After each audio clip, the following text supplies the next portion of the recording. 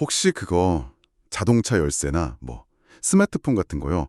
어디 뒀는지 몰라서 나가기 직전에 막 집안을 정신없이 헤맨 경험 다들 한 번쯤은 있으시죠? 아니면 진짜 중요한 비밀번호는 깜빡했는데 한 20년 전에 유행했던 노래 가사는 와, 토시 하나 안 틀리고 다 기억나는 그런 순간도 있고요. 정말 흔한 경험이죠. 네, 이게 다 우리가 정보의 홍수 시대를 살고 있다는 증거 같아요. 생각해보면 예전에는 여행사 직원이나 비서, 가게 점원들이 다 처리해주던 일들을 지금은 전부 우리가 직접 하잖아요. 맞아요. 항공권 예약부터 쇼핑까지요. 그렇죠. 한 사람이 거의 10명 몫의 일을 하는 셈이니까 뇌에 과부하가 걸리는 건 어쩌면 당연한 일이겠죠. 바로 그 지점에서 오늘 우리가 함께 파헤쳐볼 자료가 아주 흥미로운 통찰을 줍니다. 신경과학자 데니얼 제이 레비틴의 저서 정리하는 뇌인데요. 정보가행 시대의 우리 뇌가 왜 이렇게 힘들어하는지, 그리고 이 혼돈 속에서 어떻게 하면 좀 더 명료하게 생각하고 삶을 정리할 수 있는지에 대한 과학적인 해법을 담고 있어요. 아, 뇌 사용 설명서 같은 거네요. 네, 딱 그거죠. 그래서 이번 시간에는 이 자료를 바탕으로 우리 뇌의 타고난 한계가 뭔지 좀 명확히 이해하고 그 한계를 넘어서서 당신의 일상 효율과 창의성을 한 단계 끌어올릴 그런 구체적인 전략들을 함께 찾아보려고 합니다. 좋습니다. 사실 저는 항상 제 뇌가 되게 체계적이라고 믿고 싶었거든요. 잘 정리된 파일 캐비넷처럼요. 그런데 이 책을 읽으면서 제일 충격적이었던 비유가 우리 뇌가 땜질하며 증축한 낡은 집 같다는 거였어요. 아, 그 비유요? 아주 좋은 시작점이에요. 그게 이 책의 핵심을 관통하거든요. 그런가요? 네. 우리는 뇌가 무슨 애플의 최신 컴퓨터처럼 처음부터 완벽하게 설계된 통합 시스템일 거다 이렇게 착각하지만 실상은 전혀 그렇지 않다는 거죠. 뇌는 수백만 년에 걸쳐서 필요할 때마다 기능을 하나씩 그냥 덧붙여 온 말 그대로 땜질 증축의 결과물이에요. 땜질 증축이요? 예를 들어 볼까요? 물건을 둔 장소를 기억하는 뇌의 시스템하고 어떤 사실을 기억하는 시스템은 완전히 다른 시기에 다른 목적을 위해 진화했어요. 그래서 이 둘이 막 충돌하는 경우가 생겨요. 아, 낡은 집에 최신 에어컨을 달았는데 나중에 보일러를 고치려고 보니까 그 에어컨 실외기 때문에 공사를 못하는 그런 상황이랑 비슷한 거죠. 와, 그 비유를 들으니까 확 와닿네요. 그래서 제가 머리로는 이 서류는 여기에 둬야 논리적으로 맞아라고 생각하는데 정작 몸은 늘 두던 곳에 그냥 아무 생각 없이 둬버리는 실수를 반복하는 거군요. 바로 그거예요. 제 의지랑 뇌의 오래된 습관 시스템이 서로 싸우고 있었던 거네요. 네, 맞습니다. 뇌의 기본 설정을 이해하는 게 정리의 첫걸음인 셈이죠. 특히 우리 뇌가 정보를 저장하고 꺼내는 방식, 즉 기억의 작동 원리를 알면 훨씬 더 많은 걸 이해할 수 있어요. 아, 기억 방식이요. 책에서 정말 재밌는 예시를 들었잖아요. 소방차 이야기요. 네, 그게 바로 우리 뇌의 가장 강력하면서도 좀 골치 아픈 기억 메커니즘인 연관 기억을 설명하는 아주 좋은 예시예요. 연관 기억? 네, 컴퓨터 용어로는 관계형 데이터베이스라고도 하는데 쉽게 말해서 모든 정보가 거미줄처럼 서로 연결되어 있다는 뜻입니다. 제가 한번 설명해 볼게요. 이게 맞는지. 네네, 좋습니다. 그러니까 당신 내에서 소방차라는 기억을 꺼내게 하려면 방법이 엄청 많다는 거잖아요. 제가 그냥 엥 하는 사이렌 소리만 들려줘도 되고 그렇죠. 아니면 사다리가 달린 커다란 빨간 트럭 이라고 묘사할 수도 있고요. 심지어는 주변에 있는 빨간색 물건을 다 말해보세요 라고 해도 결국엔 사과, 우체통, 신호등을 거쳐서 소방차가 튀어나올 거라는 거죠. 정확합니다. 이게 빨갛다, 사이렌이 있다, 긴급 차량이다 같은 수많은 단서들이 뇌 속에 소방차라는 정보 덩어리랑 다 연결돼 있어서 어느 길로 가든 결국 도달할 수 있다는 뜻이잖아요. 맞아요. 굉장히 유연하고 강력한 시스템이죠. 하지만 바로 그 점 때문에 치명적인 문제가 생겨요. 문제요? 네. 하나의 기억을 떠올리려고 할 때 그와 연결된 수많은 기억들이 한꺼번에 활성화되면서 저자는 이걸 신경망의 교통체증이라고 부르더라고요. 신경망의 교통체증이요? 네. 소방차를 생각하려는데 갑자기 어릴 때 소방서 견학 갔던 기억, 불조심 포스터, 빨간 사과 이런 게 한꺼번에 머릿속에 떠오르면서 정작 중요한 정보는 길을 잃는 거죠. 와, 그 표현이 정말 와닿네요. 이게 바로 제가 매일 아침 겪는 일이거든요. 방금 손에 들고 있던 내 스마트폰 어디 갔지? 하는 순간 하하, 그렇죠. 머릿속에서는 어제 스마트폰 뒀던 소파, 그저께 충전했던 침대 옆, 회사 책상까지 온갖 장소가 한꺼번에 떠오르면서 결국 눈앞에 있는 걸 못 참는 거잖아요. 정확해요. 바로 그 현상입니다. 스마트폰과 관련된 너무 많은 정보가 동시에 활성화되면서 정작 1분 전에 내가 이걸 어디에 뒀나 하는 가장 최신 정보를 찾지 못하게 방해하는 거예요. 그리고 제 생각에 그 교통체증을 최악으로 만드는 주범이 바로 멀티태스킹 같아요. 아, 멀티태스킹. 네. 이메일 확인하면서 전화 받고 자료 찾으면서 메신저 답장하고 우리는 이걸 되게 효율적이라고 생각하잖아요. 근데 사실은 이 신경망의 교통체증을 일부러 유발하는 뇌에 엄청난 부담을 주는 행위라고요. 네, 뇌가 만들어낸 가장 그럴듯한 착각 중 하나가 바로 나는 멀티태스킹을 잘한다라는 믿음입니다. 과학적 사실은 아주 명확해요. 우리 뇌는 한 번에 한 가지 일에만 집중하도록 설계되었어요.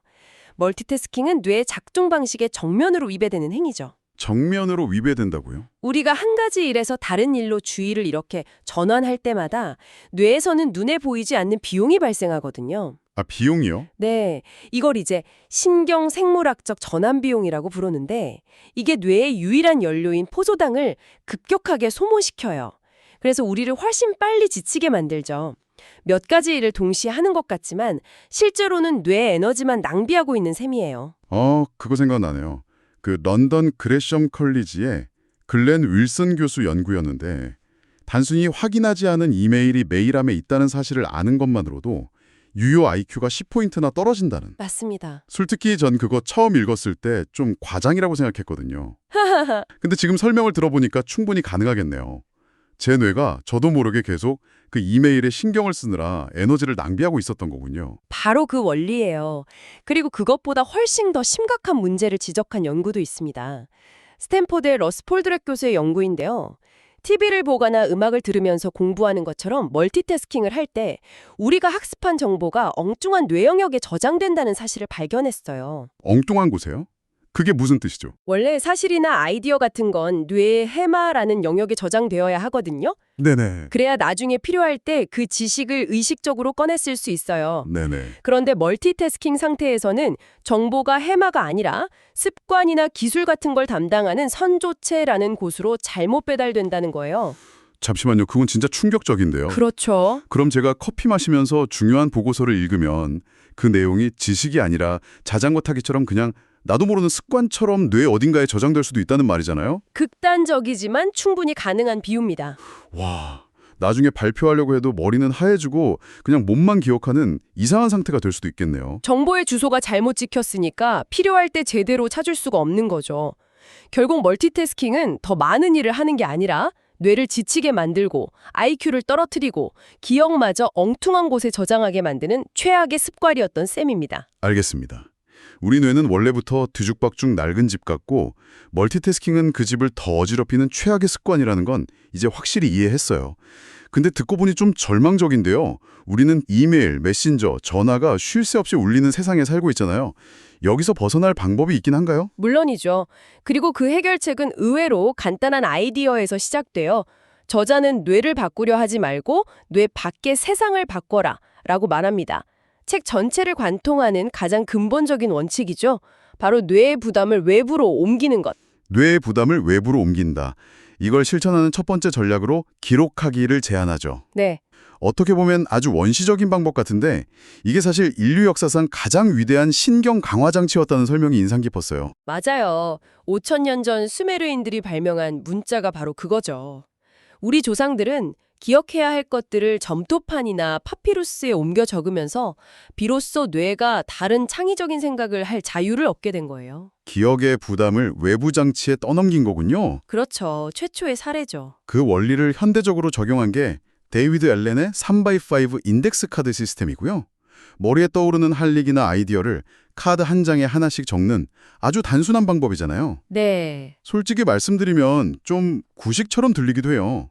요즘 세상에 누가 인덱스 카드를 들고 다니겠어요. 그냥 스마트폰 메모 앱으로는 안 되나요? 아주 좋은 질문이고 많은 분들이 그렇게 생각할 수 있어요. 물론 스마트폰 메모 앱도 훌륭한 외부 기억 장치죠. 중요한 건 도구가 아니라 외부로 꺼내놓는다는 행위 그 자체의 효과예요. 행위 자체요? 네. 우리가 뭔가를 적는 행위는 뇌의 특정 부분, 바로 암송회로에 아주 강력한 신호를 보내거든요. 암송회로요? 그건 뭔가요? 우리가 뭘 잊어버릴까봐 불안해서 세탁소 찾아야 돼, 세탁소 찾아야 돼 하고 머릿속으로 계속 되뇌게 만드는 부분이에요. 아, 네네. 이 회로가 계속 돌아가면 다른 생각을 할 수가 없죠. 그런데 이걸 카드나 메모 앱에 딱 적는 순간 뇌는 이제 이건 내가 계속 기억하지 않아도 안전하구나. 잊어도 괜찮다는 허락을 받고 그 암송 회로를 꺼버려요. 아, 뇌한테 허락을 해주는 거군요. 그렇죠. 덕분에 비로소 우리는 눈앞의 일에 온전히 집중할 수 있는 정신적 여유를 얻게 되는 거죠. 뇌의 부담을 외부로 넘기는 두 번째 전략은 물리적 시스템 만들기, 즉 환경을 설계하는 것이었죠. 이건 저도 정말 공감해요. 네. 제가 열쇠를 항상 지정된 장소에 두려고 하는데 가끔 너무 피곤한 날에는 그냥 식탁에 던져두거든요. 그러면 다음날 아침에 그걸 찾느라 10분은 그냥 날아가요. 맞아요, 맞아요. 이 지정석이라는 게 결국은 미래의 나를 위한 작은 배려인 셈이네요. 아주 훌륭한 표현입니다. 거기에는 깁슨의 행동 유도성이라는 중요한 심리학 원리가 숨어 있어요. 행동 유도성이요? 말이 좀 어렵지만 쉽게 말해 물건의 디자인이나 배치가 우리에게 특정 행동을 하도록 말을 건다는 뜻이에요. 현관문 옆에 달린 열쇠고리는 그 존재 자체로 집에 들어오는 당신에게 여기에 열쇠를 거세요 라고 끊임없이 속삭이는 것과 같죠. 아, 물건이 저에게 말을 건다는 비유가 재밌네요. 따로 의식하지 않아도 자연스럽게 그 행동을 하도록 환경이 저를 이끄는 거군요. 그렇죠. 그리고 이건 우리 뇌의 또 다른 특성과도 완벽하게 맞아떨어져요. 아까 뇌의 해마가 사실과 아이디어를 저장한다고 했잖아요. 네. 사실 이 해마가 진화적으로 가장 특화된 기능은 바로 공간 정보를 기억하는 거예요. 그래서 우리가 물건마다 지정된 장소를 만들어두면 어디에 뒀더라 하고 애써 기억해내야 하는 힘든 일을 해마와 열쇠 고리라는 외부 환경에 완전히 맡겨버릴 수 있는 거죠. 와, 정리해보면 최고의 정리 비법은 더 똑똑하게 기억하려고 머리를 쥐어짜는 게 아니었네요. 네, 아니죠. 애초에 기억할 필요가 없도록 시스템을 만드는 것, 뇌의 부담을 기록과 환경 설계라는 외부 장치로 영리하게 떠넘기는 게 핵심이었군요. 맞습니다. 우리 뇌가 원래부터 뒤죽박죽 땜질한 낡은 집 같다는 사실을 인정하고 멀티태스킹이 그 집을 더 어지럽힌다는 걸 깨닫고 나면 해결책은 의외로 간단해져요. 뇌를 훈련시키려고 하지 말고 뇌가 편안하게 일할 수 있는 환경을 만들어주는 거죠. 오늘 대화 정말 유익했네요. 우리 뇌가 파일 캐비닛이 아니라 뒤죽박죽 낡은 집 같다는 사실, 그리고 멀티태스킹이 오히려 뇌를 망가뜨린다는 충격적인 진실을 알게 됐어요. 그리고 가장 강력한 해결책은 아이러니하게도 뇌 안이 아니라 뇌 밖에 있다는 것. 기록과 환경 설계를 통해 뇌의 부담을 외부로 넘기는 것이었고요. 여기서 마지막으로 생각해 볼 거리 하나를 던져드리고 싶어요. 저자는 오늘날 우리의 컴퓨터가 온갖 파일이 뒤섞인 잡동사니 서랍과 같아졌다고 날카롭게 지적해요. 아, 컴퓨터요? 네, 문서, 사진, 음악, 읽어야 할 기사, 심지어 정체 모를 다운로드 파일까지 모든 것이 한데 뒤섞여 있죠. 물리적인 잡동사니 서랍과 똑같은 인지적 부담을 우리에게 주고 있는 셈이에요. 듣고 보니 정말 그렇네요. 제 바탕화면이 지금. 어쩌면 우리가 가장 먼저 정리해야 할 공간은 책상 위 서랍이 아니라 바로 당신의 컴퓨터 바탕화면이나 스마트폰의 앱 화면일지도 모릅니다. 당신의 디지털 잡동사니 서랍을 한번 열어보고 그곳부터 정리해보는 것은 어떨까요? 그 작은 변화가 당신의 생각과 삶 전체를 정리하는 아주 강력한 첫걸음이 될 수 있습니다.